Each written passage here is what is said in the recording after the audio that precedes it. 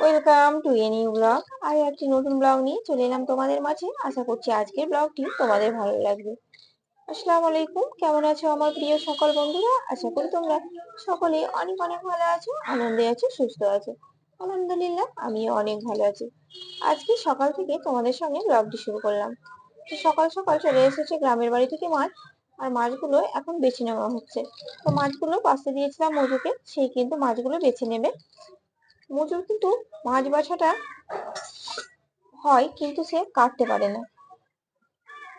তো মাছগুলো সব বেছে নিয়েছে, আর আমি মাছগুলো কেটে নিয়েছি। তারপর দেখো এখন একটু লবণ দিয়ে মাছগুলোকে ভালো করে ধুয়ে নেব। এক বাটি আমি লবণ নিয়ে চলে এসেছি। এই লবণ দিয়ে মাছগুলো বাছার পর ধুলে মাছের গন্ধটা অনেকটাই চলে যায়। এই মাছগুলো রেখে দে এখানে। তো মজু হচ্ছে আমার একটু কাজের নয়, অকাজের, সবসময় কাজ বাড়ায়। মাছটা কোনো রকমে বাছে, তাও ভালোভাবে নয়, অর্ধেকটা কিন্তু আমাকেই পরিষ্কার করে নিতে হয়। তো একটু বেছে নিয়েছি, আর কাটা হয়ে গেছে, মাছগুলো কেটে নিয়েছি। আর দেখো লবণ দিয়ে আমি মাছগুলোকে এখন পরিষ্কার করে নেবো ভালোভাবে। তো চল লবণ দিয়ে মাছগুলোকে মাখ ভালো করে একদম। আর জলটা আগে কে দিতে বললো তোকে? জলটা কেন দিলি? জলটা দিলি তো লবণটা তো সবই চলে গেল। বোকার মতো কাজ করিস। তো এখন মাছগুলোকে ঝুড়িতে ভালো করে ধুয়ে নেবো, জলটাও সরিয়ে নেওয়া যাবে, তাই সবগুলোকে এখন ধুয়ে নিচ্ছি। মাছটা ধুয়ে রেডি করে রেখে দিলাম, আর এদিকে চলে এলাম রান্নাঘরে কিছু জিনিসপত্র নিয়ে। তো রান্নাঘরে দেখো অনেক জিনিসপত্র, যেগুলো সবই রান্নাঘরে মশলা। তো এখানে হচ্ছে গিয়ে যে মশলাটা আমার বেশি থাকে এক্সট্রা, সেগুলো আমি একটা বড় জারের মধ্যে সবকিছুকে ভরে রেখে দিই।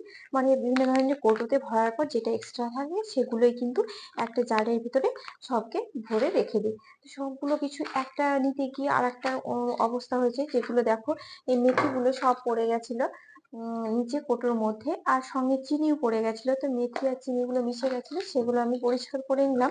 এখানে সুজি রেখেছিলাম, সুজি পুরোটা এই কৌটোর ভিতরে হয়নি, সেই জন্য যে এক্সট্রাটা ছিল সেটা এতেই রাখা ছিল। এখন সুজিটাকে এর ভিতরে আমি ঢেলে নিচ্ছি। আর সবকিছু দেখো ভীষণ এলোমেলো হয়ে আছে রান্নাঘরের মশলাগুলো। তো এখন সেগুলো একটুখানি ঠিক করে নেব, ফ্রেশ করে নেব ভাবছি। এই যে মেথিগুলোকে আলাদা করে আমি সবকিছু ভরে নেব। এখানে এই যে দেখতে পাচ্ছি, এই প্যাকেটটা কিন্তু কাটা বলে এই মেথিগুলো সব পড়ে গেছিল। এখন আমি মেথিগুলোকে ভরে নিতে হবে, কারণ আমার রান্নাঘরের কৌটোতে সব রকমের মশলা অলরেডি রাখাই আছে অনেকটা করে। তো এগুলো বেশ সবকিছু এক্সট্রা এক্সট্রা এভাবে রাখা হয়, রেখে দিই। তারপরে যখন কৌটোগুলো শেষ হয়ে যায় রান্নাঘরে, তখনই আমি এগুলো আবারও ভরে নিই। তো এগুলো সবকিছু দেখো একদমই এলোমেলো হয়ে গেছে আর পড়ে গেছে। এগুলোকে এখন আমি ভরে নেব। তো দেখো এখানে কিন্তু সবগুলোর অর্ধেক অর্ধেক হয়ে আছে। এগুলো মৌরি, এগুলো এটা আছে জোয়ান, তেজপাতা, বিভিন্ন ধরনের মশলা আছে। এখানে আমার আছে, এটা হচ্ছে বিরিয়ানি মশলা গুঁড়ো। এটাও কিন্তু অনেকটাই আছে এক্সট্রা, যেগুলো এক্সট্রা সেগুলো এভাবে কিন্তু আমি যত্ন করে রেখে দিই। এখানেই নয়, সবকিছু দেখো কিভাবে এলোমেলো হয়ে আছে, তোমাদের আমি দেখিয়ে দিচ্ছি। দেখো সবকিছুই কিন্তু একদমই এলোমেলো হয়ে গেছে। আসলে একটা জিনিস যখন নিতে যাই, তখন আর একটা কিন্তু নষ্ট হয়ে যায়। এই যে সবকিছু ভীষণ ভাবে এলোমেলো। এখানে আছে পোস্ত, এখানে কিছু পোস্ত আছে। আবার দেখো এখানে কিন্তু কিছু পোস্ত রাখা আছে, যেগুলো মনেই থাকে না, এভাবে কিন্তু থেকে যায়। যখন সবকিছু বার করি, তখন আমার মনে পড়ে যায় যে এখানে কি আছে, ওখানে কি আছে। এখানেও কিছু পোস্ত আছে। তো এগুলো পরিষ্কার করতে গিয়ে এটা পেলাম। তো ভালোই হলো আমার যে এগুলো পরিষ্কার করতে গিয়ে পেলাম। এখানে দেখো সবকিছু এত ছড়িয়ে ছিটিয়ে গেছে, এত নোংরা হয়ে আছে। সবগুলো আস্তে আস্তে এখানে আছে জিরে গুঁড়ো, সবকিছু আমি পরিষ্কার করে নেব। এগুলো কিন্তু ছাড়িয়ে নেব লঙ্কাগুলোকে। আর লঙ্কাগুলোকে একটুখানি রোদেও দিয়ে দেব, তাহলে করে লঙ্কাগুলো খুব সুন্দর থাকবে। সবকিছু মশলা যদি রোদে দেওয়া হয় মাঝে মাঝে, তাহলে সেগুলো একদমই নষ্ট হয় না। তো লঙ্কাগুলো এখন আমি পরিষ্কারও করে নেব এখানে এই কাজের মাধ্যমে। তারপরে চলে যাব রান্নাঘরে, কারণ মাছগুলো রেডি করে রাখা আছে, সেগুলো আবার ভেজে নিতে হবে। তো সবকিছু পরিষ্কার করতে গিয়ে দেখা গেল কত মেথি পেলাম। দেখো এই দেখো এখানে কিন্তু ক্যারিতে মেথি আছে। এই প্যাকেটটায় তোমরা দেখলে আমি পরিষ্কার করে মেথি ভরলাম। আর দেখো এখানে কিন্তু আরো মেথি আছে এক্সট্রা এক প্যাকেট। তো সবকিছু পরিষ্কার করতে গিয়ে অনেক মেথি পাওয়া গেল। আসলে এক শেষ না হতেই কিন্তু আব্বা অলরেডি অনেক নিয়ে চলে আসে, আর এগুলো সব বেশি বেশি হয়ে যায়। আরো একটা জিনিস দেখাই, দেখো এগুলো পরিষ্কার করতে গিয়ে তেজপাতা পেলাম কত। এখানে 1 ক্যারি তেজপাতা আছে, এখানে 1 ক্যারি তেজপাতা আছে, এখানে আরো একটা প্যাকেট আছে তেজপাতা। তো অনেক মশলা খুঁজে পাওয়া গেল সবকিছু পরিষ্কার করতে গিয়ে। তো সবকিছু মোটামুটি আমার গোছানো হয়ে গেছে, শুধু এখন আমি কৌটোর ভিতরে সবগুলোকে ভরে নেব। তো যেগুলো এখন আমার রান্নাঘরে আছে সেগুলো এখন আমি একদমই তলায় রেখে দেবো, সেগুলো পরে প্রয়োজন হবে। এখানে আছে সবজি মশলা, অনেক মশলা পেয়ে গেছি। তো সবকিছু কিন্তু আমার রেডি হয়ে গেল, দেখো একবারে সবকিছু পরিষ্কার করে ভরে নিলাম। এবারে চলে যাব। তো এখন আমি চলে এলাম রান্নাঘরে। তো রান্নাঘরে মানে এখন তো সকালবেলায় আমার কোনো রান্নাই থাকে না, এখন হচ্ছে রমজান মাস সবাই জানে। তো রোজের সময় আমার কোনো রান্না থাকে না সকালবেলা, রান্নাটা শুরু হয় বিকেল বেলা থেকে। তো সকালবেলায় আমাকে একটুখানি রান্না করে নিতে হয়, সেটা শুধুমাত্র ইকুর জন্য অল্প একটু। তো ওর জন্য একটু, ও পোলাও খেতে ভালোবাসে তাই অল্প একটু পোলাও বানিয়ে নিই, আর নইলে একটু সাদা ভাত বানিয়ে দিই অল্প করে, সেটাই কিন্তু খেয়ে নেয়।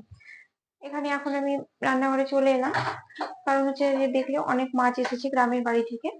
তো গ্রামের বাড়ি থেকে অনেক মাছ এসেছে, সেই মাছগুলোই এখন আমি ভেজে নেব। কারণ হচ্ছে যে আমাকে কিন্তু মাছ রান্না এই রমজান মাসে, বিশেষ করে রোজা রেখে রাতের বেলায় মাছ খেতে একদমই ভালো লাগে না। শুধু আমার না, আমার বাড়ির সকলে কিন্তু একদমই মাছ খেতে পছন্দ করে না রোজা রেখে।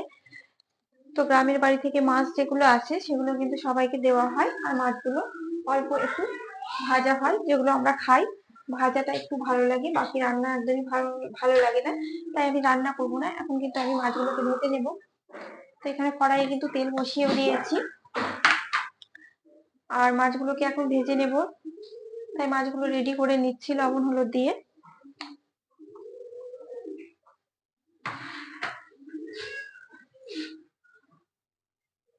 তো তেলটা গরম হতে হতে হলুদটা ভরে নেব।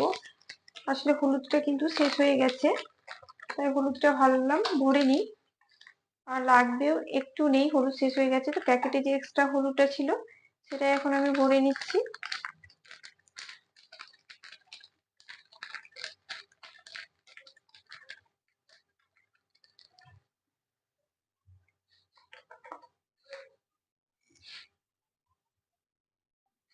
তো তেলটা কিন্তু গরম হয়ে গেছে, আর মাছগুলো কিন্তু আমি একে একে দিয়ে দেবো। একটু রান্নাঘরে এসো না, এখন তেল ছুটবে, মাছ ভাজছি।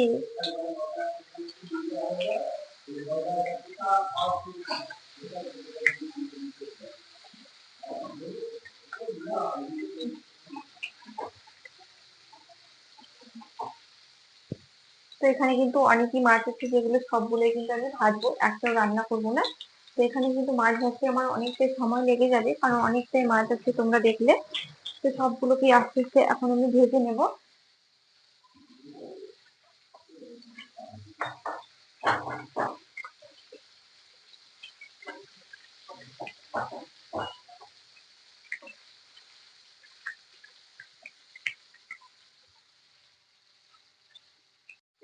তো এদিকে আমার মাছগুলো কিন্তু ভাজা হয়ে গেছে, এখন আমি মাছগুলোকে তুলে নেব।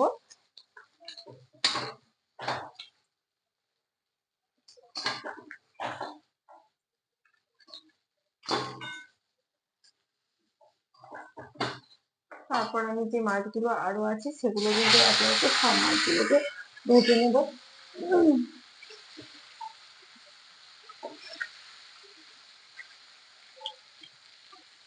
এদিকে আমার কিন্তু আরো অনেক কাজ আছে, যেদিকে দেখো, এদিকে দেখতে পাচ্ছ, এদিকে কিন্তু ছোলা ভেজানো আছে, এটা রেডি করে নিতে হবে। এদিকে আছে মটর ভেজানো। তো অনেক কাজ আছে, সবকিছু কাজ যদি তোমাদের আমি একে একে দেখাতে চাই তাহলে কিন্তু অনেকটা সময় লেগে যাবে, আর এদিকে আমার কাজও শেষ হবে না। তো চলো রান্না বান্নাটা সেরে নিই। সব মাছগুলো কিন্তু ভাজা হয়ে গেল এদিকে, আর ওদিকে আমি প্রেসারের মধ্যে দিয়ে দিয়েছি মটরটাকে এখন সেদ্ধ করে রেখে দেবো, তাহলে করে বিকেলবেলায় ঘুগনিটা বানাতে খুবই সুবিধা হয়। ওদিকে বাকি রান্নাগুলো সেরে নেব। তো চলো, এখন তোমাদের সঙ্গে আড্ডা মারলে আর হবে না, এই ব্লগটি এখানেই শেষ করছি। দেখা হচ্ছে তোমাদের সঙ্গে নেক্সট ব্লগে। সবাই অনেক অনেক ভালো থেকো, সুস্থ থেকো। আল্লাহ হাফেজ।